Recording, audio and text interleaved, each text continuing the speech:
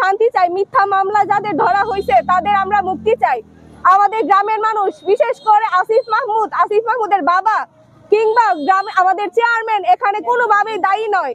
তাদেরকে মিথ্যা মামলায় ফাঁসানোর চেষ্টা করতেছে। তারা রাজনীতি এই গণহত্যার মধ্যে টেনে আনছে। এটা গণহত্যা, ধরতে হলে সবাইকে ধরবে, কেন বাছাইকৃতভাবে ধরবে?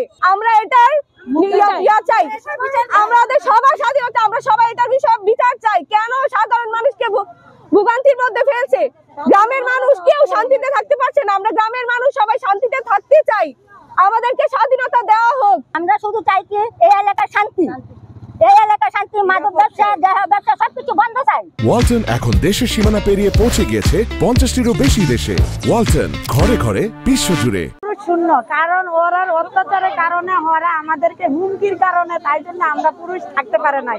আমাদেরকে নিরপরাধীদেরকে ধরে নেওয়া যাচ্ছে তারা হুমকির কারণে। কারণ কিসের কারণে আমরা পুরুষ শূন্য হয়েছি? আমরা এত আতঙ্কের মধ্যে বসবাস করতেছি কিসের জন্য? আমাদেরকে এত আতঙ্কের মধ্যে ফালিয়ে রেখেছে। তারা তো ছিল অপরাধী, আমরা তো কোনো অপরাধী ছিলাম না। কারণ আমাদের এলাকার কোনো পুরুষ ছিল না, ছোট ছোট বাচ্চাদেরকে নিয়ে তবু ওদের মধ্যে মামলা দেওয়া হচ্ছে।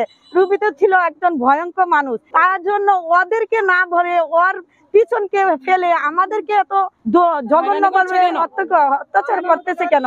ওদের লোক দিয়ে আমাদের গ্রামে যে চুরি ডাকাতি ওরকম ভাবে হুমকি দেওয়া হচ্ছে, কিসের কারণে আমাদেরকে এরকম হচ্ছে?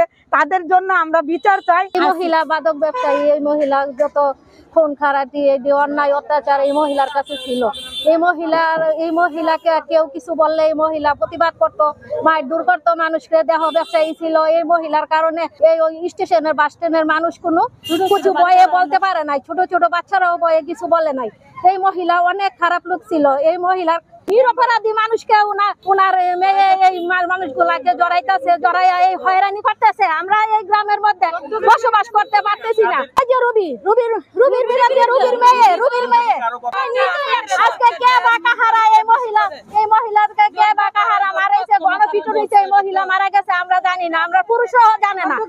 গ্রামে কে বা কাহারা মারছে? মহিলা মাদক ব্যবসায়ী ছিল, হয়তো মাদক ব্যবসার সাথে মহিলা কোনো গন্ডগোল হয়েছে, তার জন্য এই মহিলা এই মারা যাওয়াতে যত গ্রামের মানুষকে এখন জড়াইতেছে।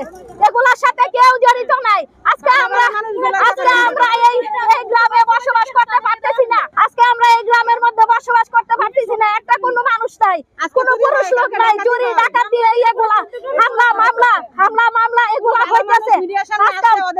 ভালো মানুষ যদি আসে মিডিয়ার সামনে এদেরকে সহ জড়াইতেছে। আজকে কেন? আমরা এটার বিচার চাই।